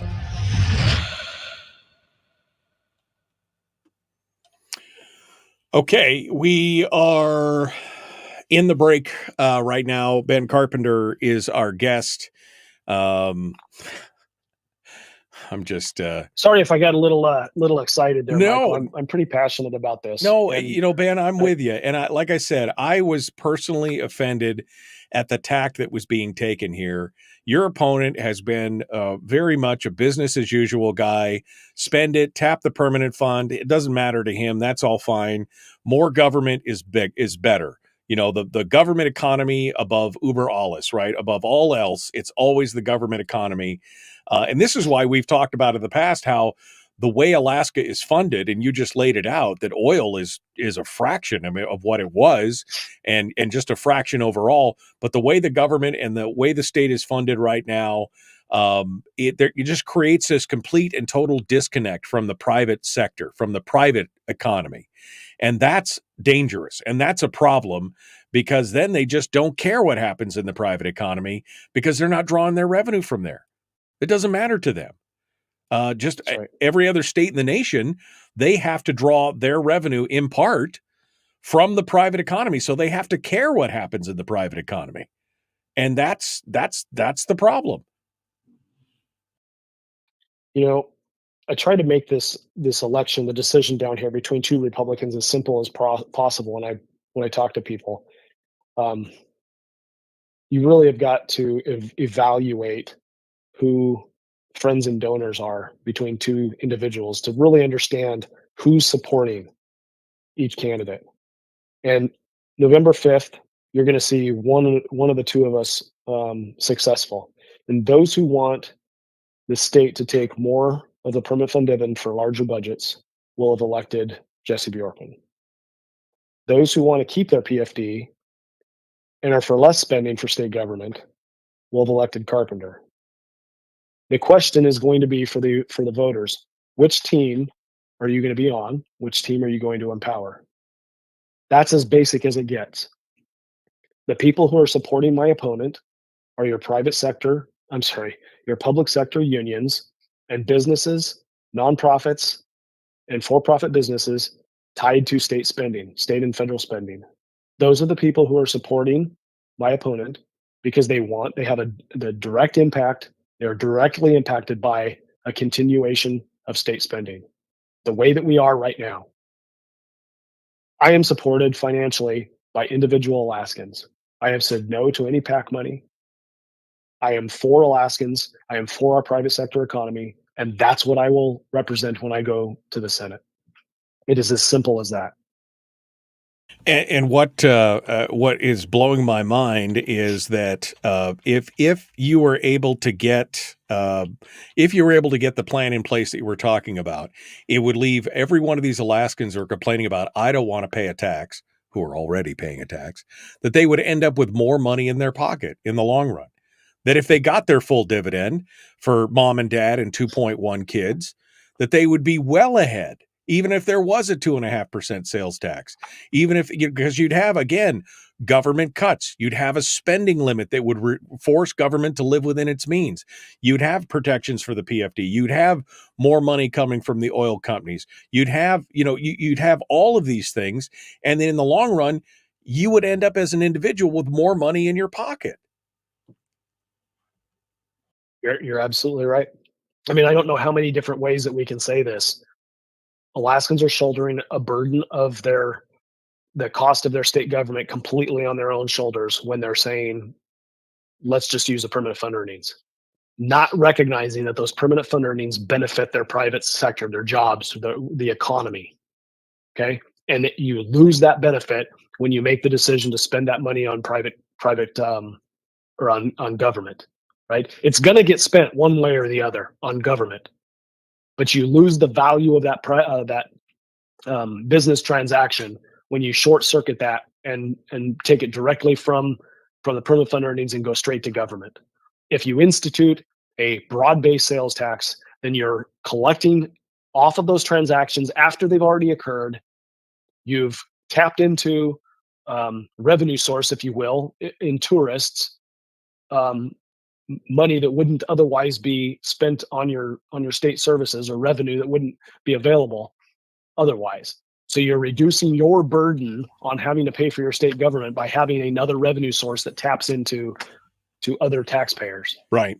Well, and we can be smarter about this. Yeah. I mean, and look, if you had a choice to say, I only have X number of dollars, I have $1,000, and it either wants to be spent directly by government, or it goes directly to the people who then have to use it and spend it and then pay taxes back to the government, I would still choose the second one, because that money, again, has turned in the economy how many times versus just coming directly from government.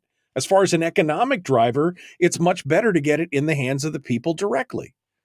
So it's exactly it makes no sense to fight against this if it's part of an overall plan. As a single entity, yes, I wouldn't support it. But as something as part of a bigger plan, I would. All right, look, here it is. Final segment. Here we go.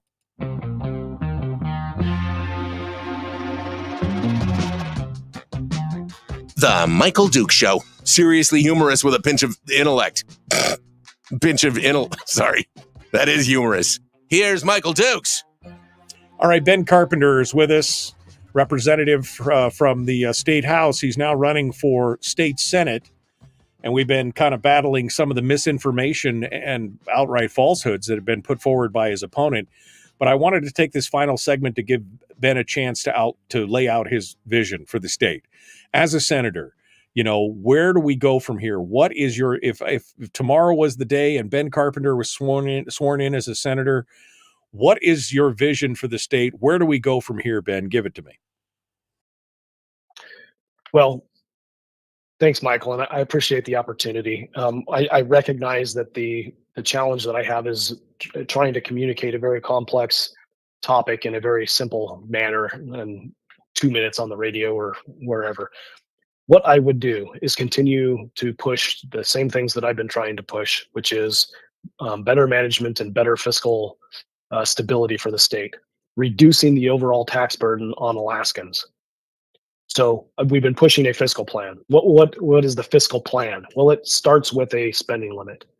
It requires the legislature to not continue to spend unless our private sector economy, unless our GDP is increasing. So as long as our economy is growing, then you have the authority to spend more on state government. We've been in decline for about a decade. Our GDP's been in decline, but our government has continued to grow. In the 6 years I've been in the legislature, we added over 600 jobs and $600 million in pay and benefits. So why is our government growing when our economy is shrinking? It doesn't make any sense. So you need a spending limit. We have to solve the PFD plan or a PFD problem. So you constitutionalize the PFD and you pay a 50% of your permanent fund earnings to people in the form of a dividend. This is what Milton Friedman said was the best thing that we could do for the permanent fund earnings is take it up into an airplane and dump it out the window, get it into the hands of the people as soon as possible, and they spend it in their private economy. That is the absolute best thing that we could do with the permanent fund earnings. And then if the people want to have a government that is robust, they want or all their state services, then they pay for them. And it is upfront and it is transparent through a broad-based sales tax that collects revenue not only from Alaskans, but it collects it from tourists who are visiting as well. That reduces the overall tax burden on Alaskans while benefiting our private sector economy through permanent fund earnings being distributed to individual Alaskans and spending it in our economy. And then we can have conversations about other things to incentivize companies coming into the state to do business. We have one of the highest corporate income tax rates in the nation. So if you want to incentivize big companies coming into Alaska to develop our resources, then reduce your corporate income tax rate from the 9.4% it is at the top rate down to somewhere that's more reasonable. Let's say 2%. You got a 2% sales tax. Let's keep a corporate income tax at 2%. But reduce your overall tax burden. It's just a redistribution or a redesign of our taxing structure so that Alaskans are paying less in taxes and we're benefiting our private sector economy. So that's part of the fiscal plan. What is also necessary is for us to do budget reform. We need to tie our spending to results. And we do that through performance measures. This is what business has to do. All of your major corporations have got performance measures, and they have their board meetings and subordinate meetings where managers have to justify how they're spending their money. We don't do that in the state government. We need to do that. We need to improve our government as well. If you're going to talk about cutting spending, you're not going to be successful politically by just whacking the budget. It just is. I've seen the attempts in 6 years, and it's not going to work. What we need is systemic policy improvement, and you're only going to get that with a third-party analysis by subject matter experts and Alaskans who are empowered to take a look at each one of our departments and recommend to the legislature what needs to change. We can do that through modeling the Texas Sunset Commission. There are multiple states that have a Sunset Commission. And that Sunset Commission empowers Alaskans to do a deep dive into our departments. And over a decade, you would take a look at each one of the departments and reduce the cost of the department and gain efficiency through recommendations on how to do business better. You would think that the government would just naturally do that, or you would think that the legislature would just naturally do that, but we don't. We must have an activity, an entity that does that for us so that the legislature can take action on it and improve our state government. It's called a Sunset Commission because you have to have teeth in order to force the legislature to do something like that. The Sunset Commission, those recommendations that are provided by the commission, again, these are Alaskans that are appointed by the governor and the presiding officers to be in charge of the commission. The recommendations that the commission brings to the legislature would have to be acted upon, or the entity that they were investigating would sunset the following year. Of course, we don't want the Department of Transportation, we don't want the Department of Public Safety to sunset, but we want the teeth there in statute that says it will go away if you do not improve the quality of the work that's being done. So this is a comprehensive approach, right? I'm not talking small bills. I can't do this myself. Right. One senator can't get this done. But we have got to get serious about improving the quality of our state government and who pays for our state government and incentivizing economic activity. Taking a dividend and eliminating it from our private sector is not incentivizing economic activity. It's doing the exact opposite. Right. But that is what we're going to do with the status quo and not making any change. So I need the public to get on board, read the fiscal policy working group recommendations, understand what is happening in your state government, and support those candidates who are going to support a fiscal plan, a comprehensive approach to reforming our state spending and our state revenue sources. And there would be an ancillary effect to this, is if you did have a full fiscal plan with all the pieces in place, including the sales tax, it would also force the legislature to then care more about what's happening in the private sector, because they would be garnering a portion of their revenues from the private sector. They could no longer ignore it. They'd have to understand it. They'd have to look at it and go, oh, well, we've got to take care of that, because that's where our gravy is coming from. That's right. We at least need the legislature to care as much about our non-oil economy as it does our oil economy. But right now, we don't. We do not discuss things in relation to like proposals at the state legislature. We don't discuss it in relation to how it's going to affect our private economy. You take money, every good program, right? There's 100 or 1,000 good programs out there that people want to put forward in the state government. And when you ask the question, who pays for it? Right now, it's going to be Alaskans through their PFD. You're going to reduce your PFD for every good program that you want to pay for state government. And what is that doing? It's taking money out of your private sector economy. It's taking it out of your state's GDP to pay for state government. That is a tax. That is what we are doing. And we are going to end up in a situation where there is no permanent fund earnings being spent on a dividend, and you're going to have government growth. So what are you going to do then? Ben, 90 seconds here. We're wrapping up. Where are you going to be? Where can people find you? Elevator pitch, final 90 seconds, go. So every Wednesday I show up at the Northern Lights, excuse me, my throat, at the Northern Lights coffee shop in Soldotna, and you can stop by 9 to 11 to talk to me. If you want to reach me on the phone, 907-690-6494. My website, Ben Carpenter for Alaska, has got this detailed in it, in hopefully something that makes sense to you. Give me a call. Let's have a conversation. Generally speaking, when I sit down and have a conversation for 15, 20 minutes with somebody, they understand better why I'm doing what I'm doing, and I win supporters. So let's have a talk. All right. Well, let's do it. I wanted to give Ben his side of the story. I think we got it out there. Again, stridently saying not supporting attacks in isolation, only as part of a fiscal plan, but he's got to have more people to help him do it. And that's what it's going to take. And I quite honestly think we need to challenge a single subject rule this year as well. Maybe a citizen's lawsuit, or so. I don't know what needs to happen, but that's got to change as well. Ben Carpenter, thank you so much, my friend, for coming on board. I appreciate it. Thanks for being part of it today. Thanks for having me, Michael. All right, hold the line for just a second. Folks, we're out of time. We got to go. We'll see you tomorrow with Firearms Friday, the Michael Duke Show.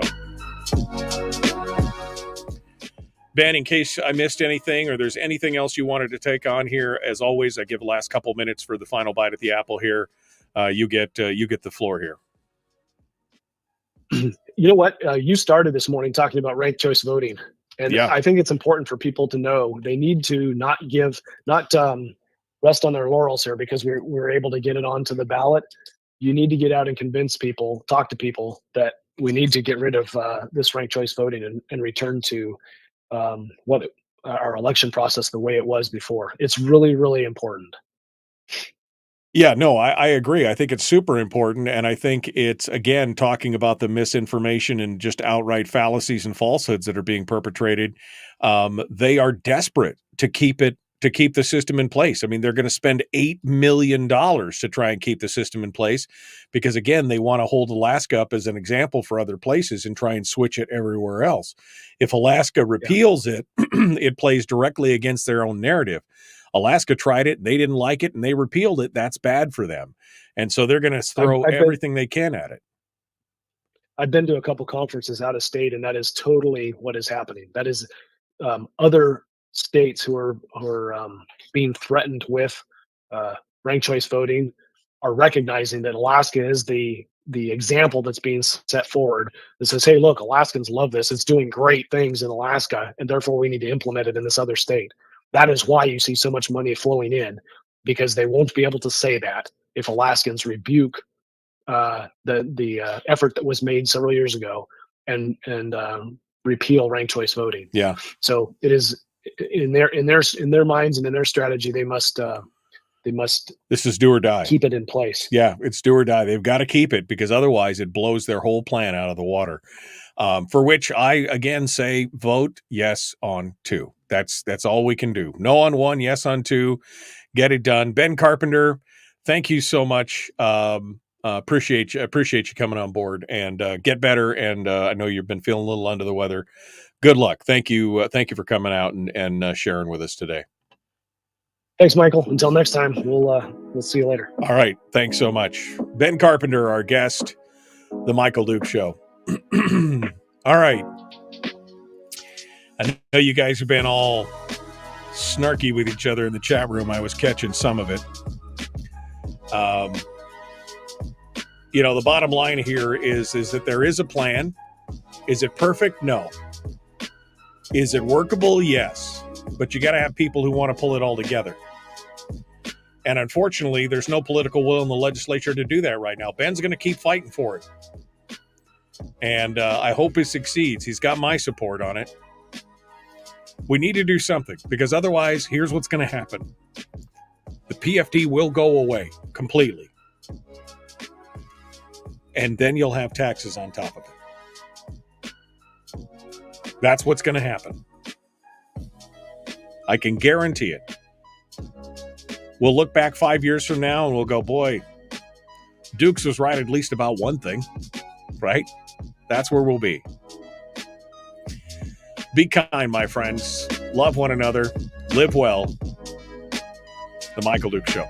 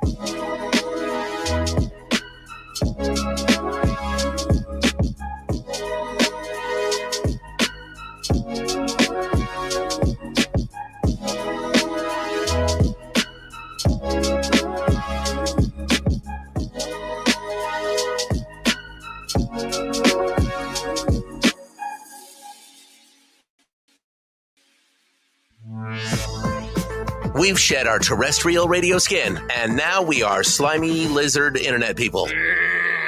It's the Michael Duke Show.